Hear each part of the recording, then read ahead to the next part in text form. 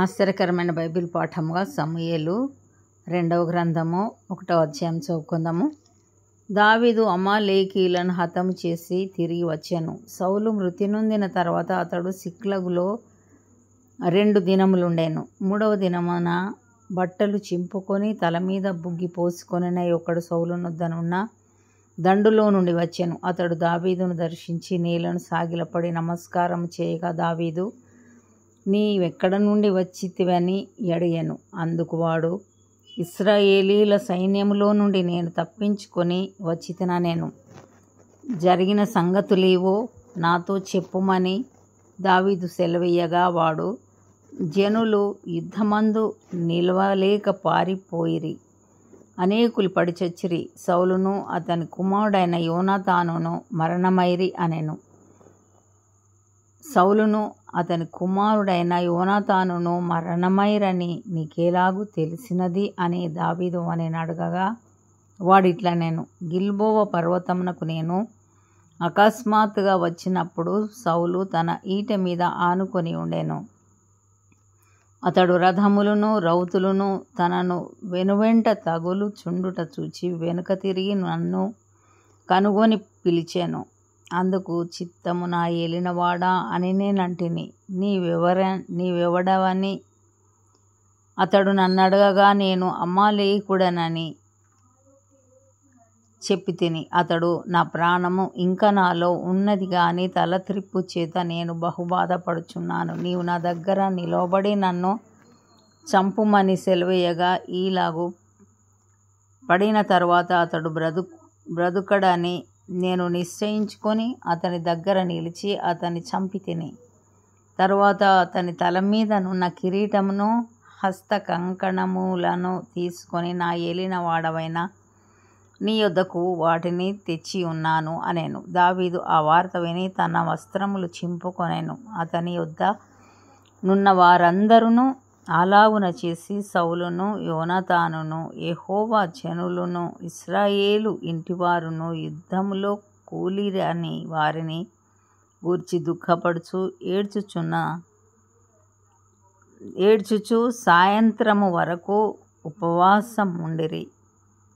తరువాత దావీదు, నీవెక్కడ నుండి వచ్చితివని ఆ వార్త తెచ్చిన వానిని అడగగా, వాడు, నేను ఇశ్రాయేలు దేశమున నివసించు అమాలేకీయుడగు ఒకని కుమారుడనెను. అందుకు దావీదు, భయపడక నాతో అభిషేకించిన వానిని చంపుటకు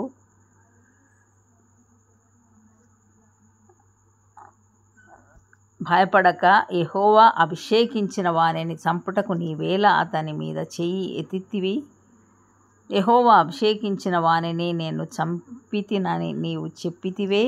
నీ నోటి మాటయే నీ మీద సాక్ష్యం గనుక నీ ప్రాణమునకు నీవే ఉత్తరవాది వని వానితో చెప్పి తన వారిలో ఒకని పిలిచి, నీవు పోయి వాని చంపుమనగా అతడు వానిని కొట్టి చంపెను.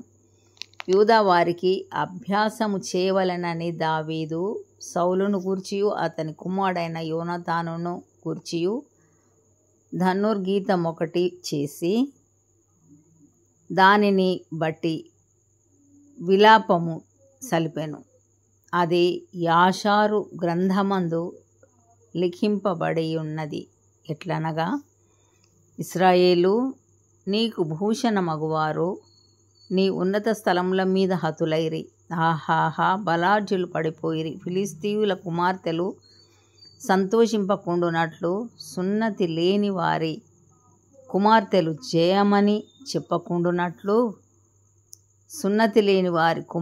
జయమని చెప్పకుండునట్లు ఈ సమాచారము గాతులో తెలియచేయకుడి. అష్కెలోను వీధులలో ప్రకటన చేయకుడి. గిల్బోవ పర్వతములారా, మీ మీద మంచైనను వర్షమైనను ప్రథమ ఫలార్పణకు తగిన పైరుగల చీలైనను లేకపోవునుగాక. బలాఢ్యుల డాళ్ళు అవమానముగా పారవేయబడెను. తైలము చేత అభిషేకింపబడని వారిదైనట్టు సౌలు డాలును పడవేయబడెను. హతుల రక్తము ఒలికింపకుండా బలాఢ్యుల క్రొవ్వును పట్టకుండా యోనాతాను విల్లు వెనుక తీయలేదు. ఎవరిని హతం చేయకుండా సౌలు కత్తి వెనుక తీసినది కాదు. సౌలును యోనాతానును తమ బ్రతుకునందు సరస్సులుగాను నెనరుగల వారుగాను ఉండిరి. తమ మరణమందైనను వారు ఒకరినొకరు ఎడబాసిన వారు కారు. వారు పక్షిరాజుల కంటే వడిగలవారు, సింహముల కంటే బలము గలవారు. ఇశ్రాయేలీయుల కుమార్తెలారా, సౌలును గూర్చి ఏడ్వుడి. అతడు మీకు ఇంపైన రక్తవర్ణపు వస్త్రములు ధరింపచేసినవాడు, బంగారు నగలు మీకు పెట్టినవాడు. యుద్ధరంగమునందు బలాఢ్యులు పడి ఉన్నారు. నీ ఉన్నత స్థలములలో యోనాతాను హతమాయెను. నా సహోదరుడా యోనాతానా, నీవు నాకు అతి మనోహరుడవై ఉంటివి. నీ నిమిత్తము నేను బహు శోకము నొందుచున్నాను. నా యందు నీకున్న ప్రేమ బహు వింతైనది. స్త్రీలు చూపు ప్రేమ కంటెను అది అధికమైనది. అయ్యయ్యో, బలాఢ్యులు పడిపోయిరి, యుద్ధ సన్నద్ధులు నశించిపోయిరి. ఇంతటితో ఈ దినం కొరకైన బైబిల్ పాఠము సరి.